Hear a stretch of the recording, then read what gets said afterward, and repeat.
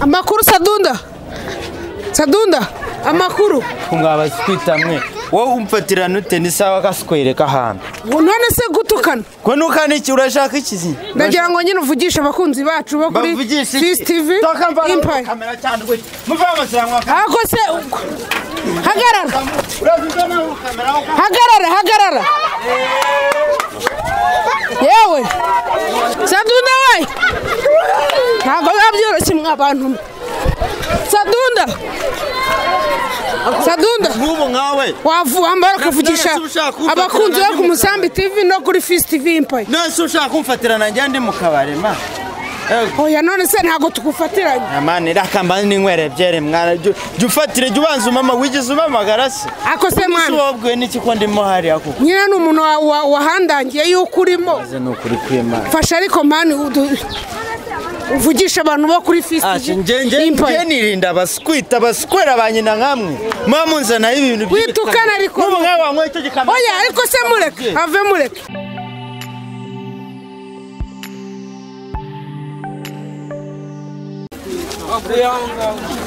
yes bavandimwe rero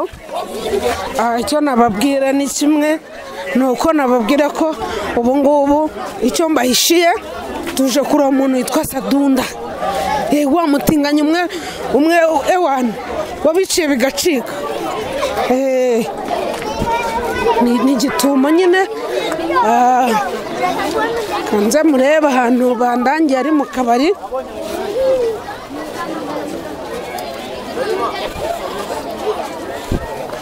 kanze mureba ahantu bandangiye ari mu kabari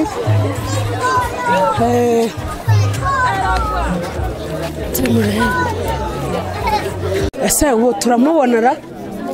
ndetse nze ndebe yewe ibintu ntabwo biba byoroshye regana hanze ninjire ndebe ari hehera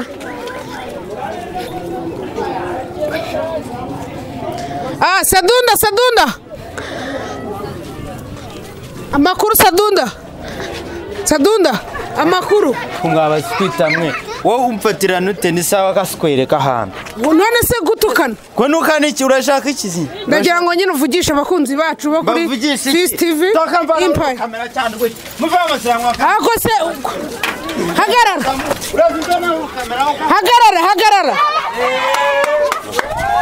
yewe Sadunda we Sadunda hagarara Sadunda we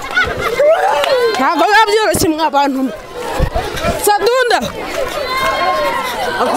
ngubu nkawe wambara kuvugisha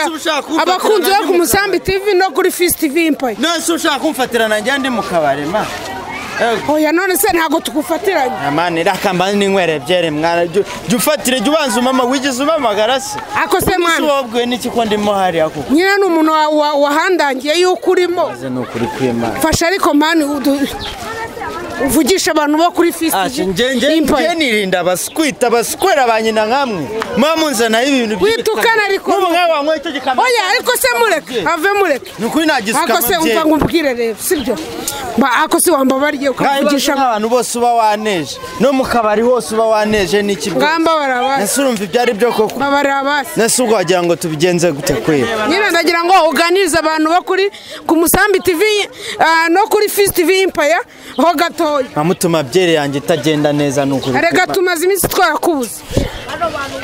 kuri kw'Imana yo mu ijuru kwera nese mwamburiye he kandi mari ufite nimero yanjye wamamagara nyine unuvuga ngo abafana baba bavuze ati muri comment ati dushakire Sadunda umutuvugishirize nase ninde wakubwiye ko ndi hari yakwanza ninde wakubwiye ko ndi hari sha ntakubeshye ni wa mutipe inshuti yawe witwa Robert ndi no kunywa akabyeri basi umuskwitanye nuba wakuneje ngo ndahangaha ngo hanyuma ngo muskweze nyina nta kindi nta muskweze nyina namurisha kana nase unsanze mu kabari nifite na byeri nasohotse nanayimaze nazibyara ibyo umuntu araje arambwira ngo bagutunzeho ikintu na cy'igikamera mani ibyo bikamera koko ariko se Sadu uza abantu tuba badukurikira cyari nk'abantu bose mamuneje ngandebera n'ukuri nyine mbabarira abazi ngambabarira abazi ukumva umva nganganiriza nigendera ariko umva rero ngo nganiriza ibintu bifatika bidafatika ndahita ndakuganiriza ibifatika humura nganganiriza nyine hanyuma umaze iminsi uri hehe ko wabuze mu gisagara maze iminsi ndese ndahangaha nyine ahantu nsanze mba nibereye muri kariya kabari ndi kwinywera akabyeri iyo nari mu kabari hariya ndi kwinywera akabyeri muri kariya kabari ubona mba nibereye he mba nibereye mu rugo nicariye nta kindi mba ndi yes Sadu namerutse kubona ku kinyamakuru cyitwa Umusambi TV urimo urarwana na wa mutipe uvuga ngo ni umugabo wawe Wamutinganyi nashaka udusobanurire umugore wanjye kera nyine nagira ngo udusobanurire kubera iki mwarwanye mwapfaga iki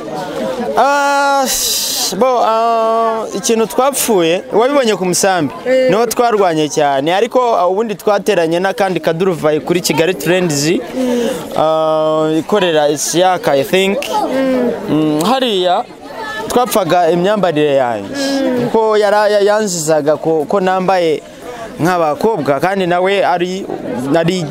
yakabaye ari we wambaye nkawe nge nkaba umugabo we so ariko hariya kurwana narindi kumwiyama kubera ko yarasanzwe ansanga ahantu akamfatirana abanyamakuru baje ndi mu kabari bakanungura ibintu nk'ibyo ugasanga neje ikibazo kandi yaragaragaje kuri Kigali Trends ko twatandukanye n'impeta namwambitse akayikuramo akayijugunya niko byagenze nyine ubundi duhita dufatana turarwana hari ikibazo nshaka kukubaza waba warigeze uryamana cyangwa usambana n'uriya mugabo nabyo ntago nigeze mbikora kuko ibyo ngibyo ntago mbikora nta nubwo nge mbikunda none se ko hari nsinguce mu ijambo gusa ikintu nandi kuvuga uretse ko nge ntanabikunda gusa we yarazi ko ngewe ndi umugabo we ku buryo wenda isaha n'isaha ashobora kumfatirana bikaba ariko nge ndamuhakana nkabyanga kuko ntabikunda geste ngewe nkunda behavior za gikobwa kandi nizo nsanzemo ni nazo n'ubundi ngaragaramo cyane ubifata ute muri rubanda iyo uri kugenda abantu baguseka bagutuka bakubwira ngo uri ikigoryi ngo iki n'iki ibitutsi byinshi cyane ubifata gute ukuntu mbifata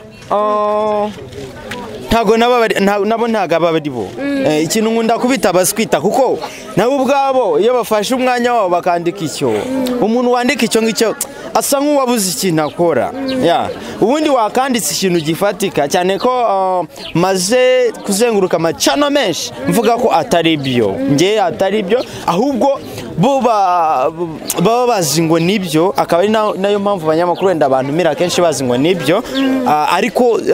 abenshi maze kuzenguruka mvuga ko atari byo ahubwo ari imyemerere yanjye cyangwa se imiterere yanjye cyangwa se imibereho yanjye ya gikobwa hanyuma mu minsi ishize hari inkuru nabonye ivuga ngo ugiye gukora ubukwe ubukorana na Wamutinganyi yitwa Ige byagenze gute ko ubukwe tutabubona ubukwe ntago buhari nta nubwo gusa twarabipanze tujya no gushaka ahantu buzabera amacana dusangayo twagiye gushaka ahantu tuzabera hamwe namwe aho buzabera ariko ikintu cyabayeho nuko ngewe nyine nabaye fili yabyo itari ndimo so bityo rero bituma bipfa nabikora hanyuma hari ikindi kibazo kimwe nashaka kukubaza dusoza iyo wambaye amakoma cyangwa se ukambara gutya nyine wowe uba ubyiyumvamo ute iyo ubona abantu birwa bavuga ngo uri umusazi ngo warasaze gushigaje kwirukanka n'andi magambo menshi cyane ejo nakubonye wambaye amakoma kuri cano runaka nashatse kuvuga mbona abantu bagushungereye abagore bari kuvuga amagambo menshi bagutuka bagusebya bagira gute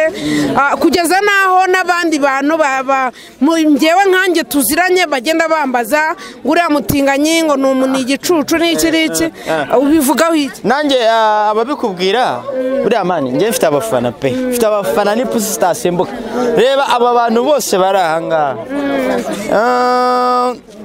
abafana mfite ntabwo wenda navuga ngo ni abangaba bari ahangaha, gusa abo mfite bo bakubye nk'inshuro 100. So ariko abo bose baranyandikira, hari abampamagara babimbwira ibyo byose, hari abanyandikira SMS bambwira ibyo. Gusa ikintu nababwira cyangwa ndakubibabwiraho, just they are like that dog, because if you are lighting like that unuka ngewe, you are like that dog because wabuze ikintu ukora. Kuko impamvu wabuze ikintu ukora, wewe wagize wafashe umwanya. Hari igihe umuntu yandika ashaka kuba wenda yagira ikintu aguha, uwo nguye yanditse aravuga ngo hi Sadunda bimeze bite,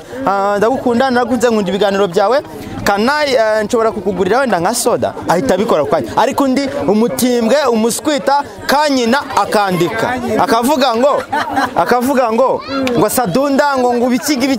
man, wabuze icyo ukora. Nimbwa mu mufuka nta kintu nafite cyo kuma, sibyo? So ibyo rero icyo nababwira ntago ari ibyo bavuga byose. Ya Sadunda wakoze.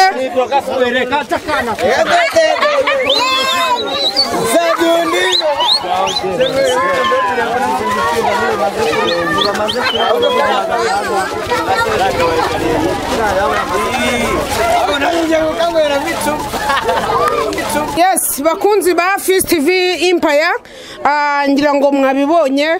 mwabonye umutinganyi twamugoye gitumo, twamushatse mpaka tumugezeho byatugoye, ariko nyine aragiye. Hanyuma ikintu nabasaba ni ugukomeza gukora subscribe kuri Fist TV Empire, mugakora subscribe ku Musambi TV, kugira ngo tugumye tubahe ibintu byiza cyane dufatanyije. Hanyuma Imana ibaturindire, Imana ibarebe icyoroshye. Ndabakunda cyane. Ciao ciao, bye bye. Bye now.